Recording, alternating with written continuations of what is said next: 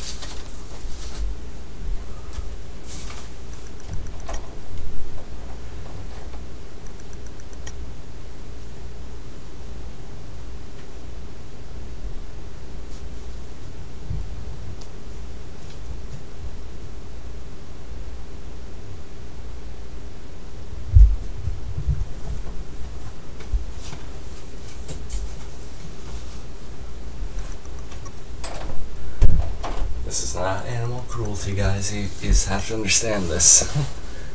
All I need is about 10 more minutes or so. She won't suffer. But I'm in a good mood about what just happened right now, so try not to let little irritations like that get to me. Yeah, I apologize about that, guys. But anyway, I always thought Rick and Michonne made a lot of sense. I think we've seen that growing dynamic for quite a long time now.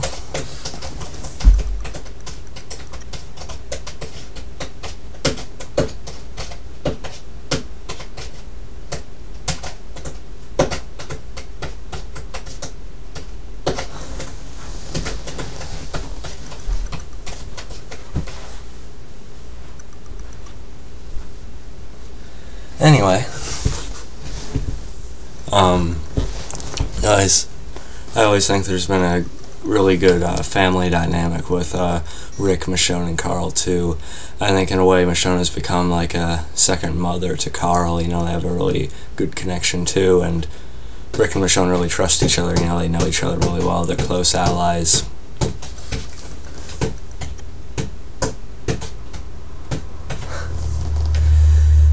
She don't have to be in there long if she lets me do anything.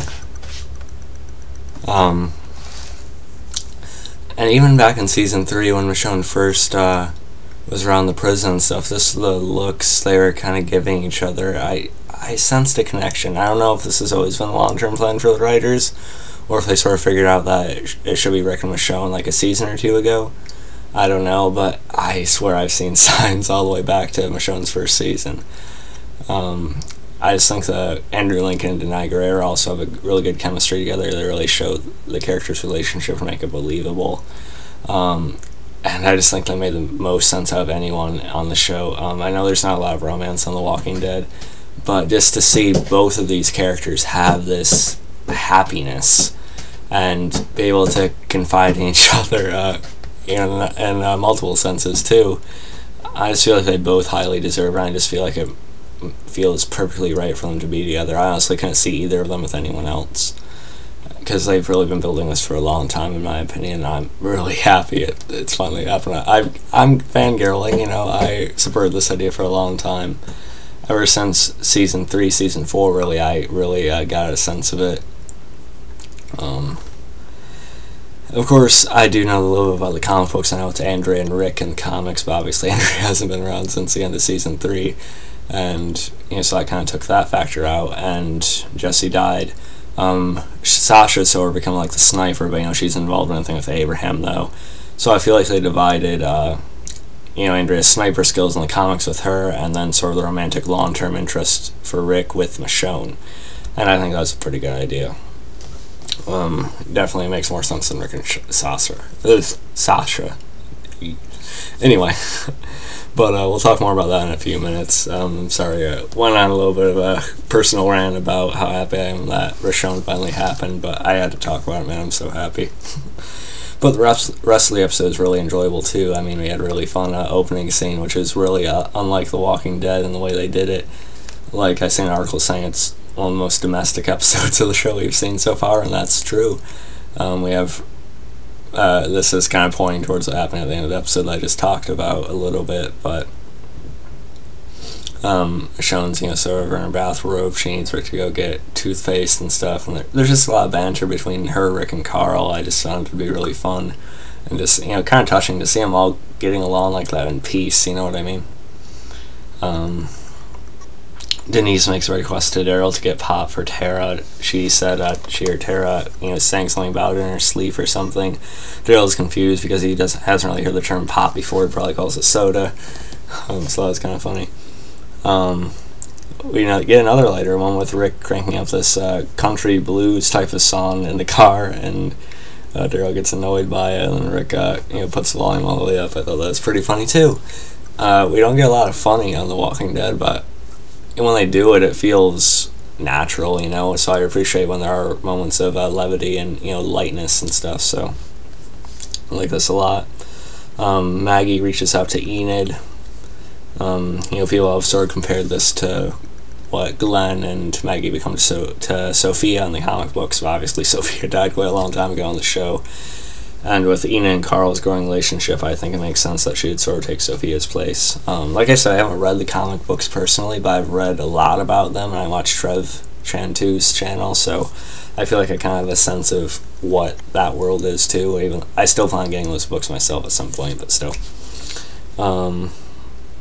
You know, I think Enid's slowly gonna kind of associate herself more with other people, and, you know, sort of kind of come around to actually giving these people a chance without fearing that they're going to die, or at least taking it for what it is and enjoying it while she can. I think she'll do that eventually.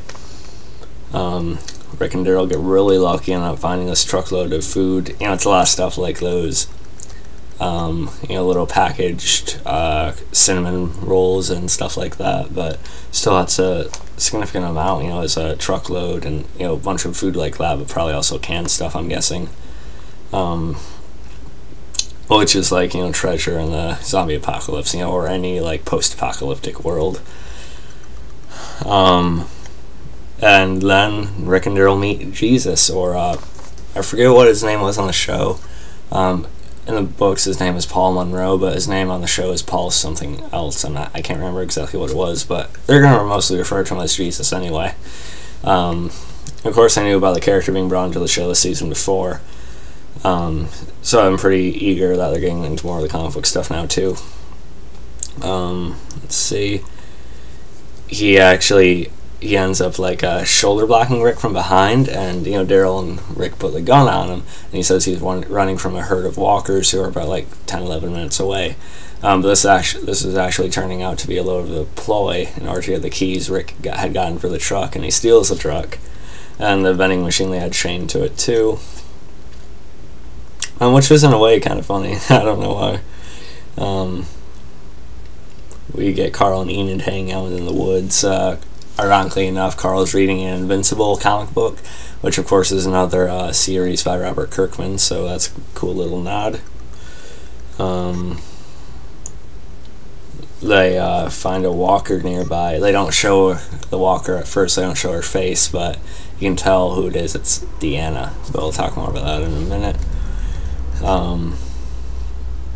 Rick and Daryl are sprinting for a while. They actually end up finding Jesus. There's a little bit of a tussle. Jesus is actually able to hold off both of them for a little bit. He's obviously has some extra training, or he has some extra knowledge of how to fight, because he takes Rick down pretty quickly. Then he does the same with Daryl. Well, they're both kind of able to gang up on him at the same time and put him on the ground before they aim their guns at him to keep him in place. I still thought that was kind of fun. Different to see someone being able to fight like that on the show. The show is so realistic to what the world is. It's rare when I see someone above and beyond like that, in that sense, Let's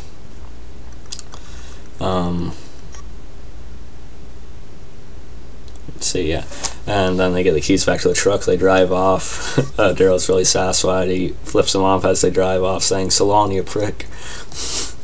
Rick sort of gives him a look, but he's still a Dixon, so he's gonna talk like that sometime. Then Jesus ends up being on the roof, and Rick stops the truck, and Jesus flies off. And Daryl ends up trying to chase Jesus around, and it sort of reminded me of Daryl trying to catch a chicken. Daryl was trying to cut him off and stuff. I thought it was pretty funny. I don't know if it was supposed to be sort of comedic like that, but still, I enjoyed it quite a bit. As Jesus sort of tries to circle around and get in the truck, but Daryl hits him. He stops him from taking off with it, but actually causes the truck to go in reverse, and it actually backs into a little lake nearby or something like that, or river. I forget exactly what it was, but the truck sinks, so it makes the whole thing worthless, this whole little chase throughout the day. So that was pretty funny. We find out, oh yeah, I forgot to mention this, Michonne actually seen Spencer wandering around in the woods by himself, and after I seen what the walker looked like that Carl and Enid encountered, I sort of got it. Basically, Spencer, he had thought he'd seen Deanna wandering the woods a while ago, so he wanted to go out there sort of a way to give himself a sense of closure with his mother and things like that. And as Carl explains later, he could have killed her himself, but he had to put his own mother down, and he feels like that thing should sort of be reserved for someone who loves her, someone that knew her personally, knew who she was before all of this and things like that. So I really like how they tied that back. Michonne helps him out, in going through this process too, which is nice. I like that they're sort of fleshing out Spencer. Michonne wants to be there for him, because Deanna sort of made her one of the main people who's going to kind of carry on what she did at Alexandria. She kind of told Michonne to find out what she wants to do and, do it. Sort of take a hold for life and do what she wants, which we talked about in the previous episode, or the last episode Deanna was in before she died. It's cool to see her as a walker. Well, I don't know if I should say cool, but I like the effects on her and stuff. Rick and Daryl have an interesting conversation in the car after they had knocked out, or after Jesus had gotten knocked out by the truck, actually. Daryl sort of seems a little bit bitter about finding people after this whole thing that went on with Jesus, but Rick reminds him of all the stuff him and Michonne are saying to him to try and get him to trust people, are going to at least give him a chance. And now Rick's sort of coming around to that. He's actually starting to believe this. He's starting to believe in the place of Alexandria. And he tells Daryl to shut up because he's finally listening to what they're saying. So that's kind of a cool development for Rick, though. It's good. Talks about why Carl didn't want to kill Deanna himself. We get a nice scene of Carl and Michonne hugging. And I have to talk about the Rick and Michonne thing again, because they kind of sit on the couch together and they ask each other about their day, but neither of them want to talk about it. They sort of just want to take their minds off of things. And Rick says, well, he did find the toothpaste, so of course that sunk into the water and stuff. So I think he found her some breath mints, or I forget, spearmint or something like that. And so they kind of get a kick out of that. And their hands touch, and then they just sort of start looking at each other. They smile a little bit, then they go in for it, which I thought was a really nice scene. I thought it felt very natural, very believable, like I was explaining earlier. Very satisfying to finally see them get together like that. I just think it makes more sense than anything on the show in that sense. So I was really happy about that. We actually get them in bed a little bit, and then Jesus ends up escaping where they put him in the room, and he wants to talk to Rick, just right away like that, which is pretty funny and awkward. But yeah, so overall, really good episode. In a different sense than No Way Out was, but still a really fun one, I think. Of course, love the whole Rick and Michonne thing finally happening. I love it so much. I'm glad I was right all along. The signs were there, and here it is. I like the introduction of Jesus. I think they handled that pretty well. It was a lot more fun and entertaining than I thought it was going to be, but I approve of that.